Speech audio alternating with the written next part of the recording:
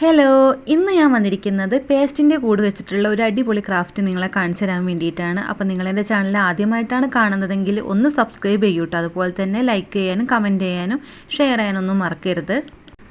ആദ്യം തന്നെ ഒരു പേസ്റ്റിൻ്റെ കൂട് എടുത്തതിന് ശേഷം അതിൻ്റെ ബാക്ക് ഭാഗം ഇങ്ങനെയൊന്ന് കട്ട് ചെയ്ത് മാറ്റണം.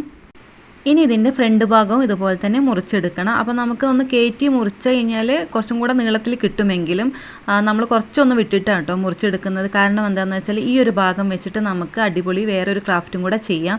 അപ്പോൾ ഞാൻ ഇങ്ങനെ ഒരു ക്രാഫ്റ്റ് ചെയ്യുന്ന വീഡിയോ ഷോർട്ട് വീഡിയോ ആയിട്ട് ചെയ്തിട്ടുണ്ട്. അപ്പോൾ നിങ്ങൾ എന്തായിട്ട് അതൊന്നും പോയി കാണണം കേട്ടോ. ഇനി ഇതിൻ്റെ നടുഭാഗം കൂടി മുറിച്ചിട്ട് നന്നായിട്ടൊന്ന് ക്ലീൻ ചെയ്തിട്ട് വരണം. ഇനി നമുക്കിതിൽ നിന്നൊരു റൗണ്ട് വെട്ടിയെടുക്കണം. അപ്പോൾ അതിന് വേണ്ടിയിട്ട് ഞാനിവിടെ ഡബിൾ സൈഡിൻ്റെ സ്റ്റിക്കർ ഒഴിഞ്ഞിട്ടുള്ള ഒരു റൗണ്ട് വെച്ചിട്ടാണ് മുറിച്ചെടുക്കുന്നത്.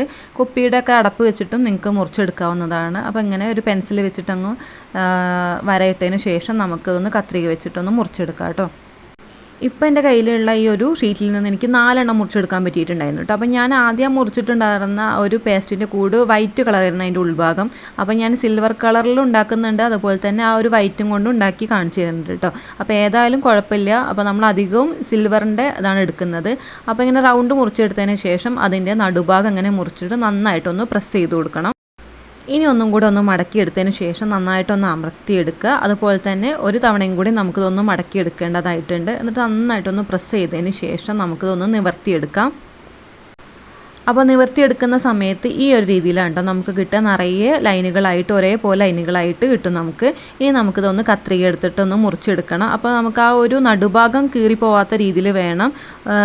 ആ നടുഭാഗത്തിൽ നിന്ന് കുറച്ചൊന്ന് വിട്ടിട്ട് വേണം കേട്ടോ നമ്മളൊന്ന് മുറിച്ചെടുക്കാൻ വേണ്ടിയിട്ട്.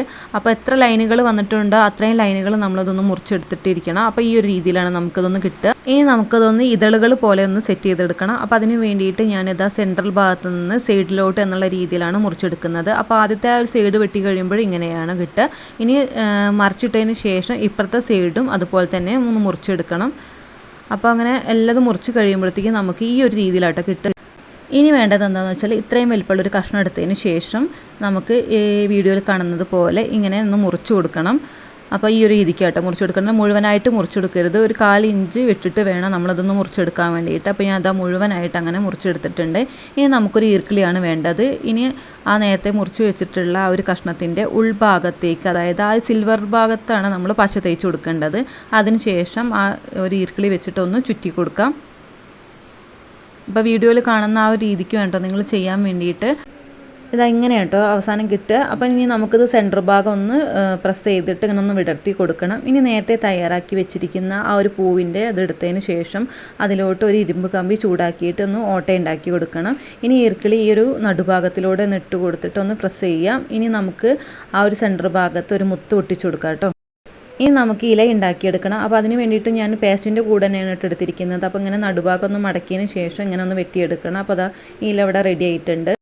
ഇനി നമുക്ക് തണ്ടൊന്ന് സെറ്റ് ചെയ്തെടുക്കണം. അപ്പോൾ അതിന് വേണ്ടിയിട്ട് ഞാനിവിടെ ഗ്രീൻ ടേപ്പാണ് എടുത്തിരിക്കുന്നത്. അതിലോട്ട് കുറച്ച് പശ അപ്ലൈ ചെയ്തതിന് ശേഷം ഇങ്ങനെ ചുറ്റി എടുത്തിട്ട് നമുക്ക് ഈ ഗ്രീൻ ടേപ്പ് ഒന്ന് ഒട്ടിച്ചു കൊടുക്കാം. അപ്പോൾ അതാ ഫുള്ളായിട്ട് പൂക്കളൊക്കെ റെഡി ആയിട്ടുണ്ട് ഇവിടെ.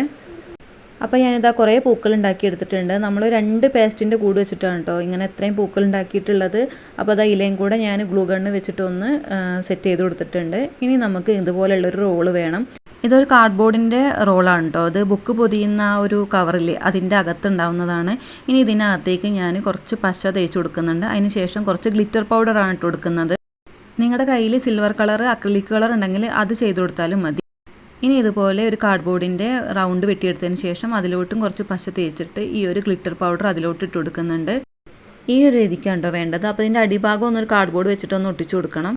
ഇനി ആ റൗണ്ടിൻ്റെ മുകളിൽ കുറച്ച് പശ തേച്ചതിന് ശേഷം ഈ ഒരു കുഴൽ ഒട്ടിച്ചു കൊടുക്കുക. അതിന് ശേഷം നമ്മൾ സെറ്റാക്കി വെച്ചിരിക്കുന്ന പൂക്കൾ ഇട്ട് കൊടുക്കുക കേട്ടോ. അപ്പോൾ നല്ല അടിപൊളിയായിട്ടുള്ള പൂക്കൾ ഇവിടെ റെഡി ആയിട്ടുണ്ട്. അപ്പോൾ നിങ്ങൾക്ക് ഇഷ്ടമായിട്ട് എന്തായിട്ടും ലൈക്ക് ചെയ്യണം. അപ്പോൾ അടുത്ത വീഡിയോയുമായിട്ട് കാണാം.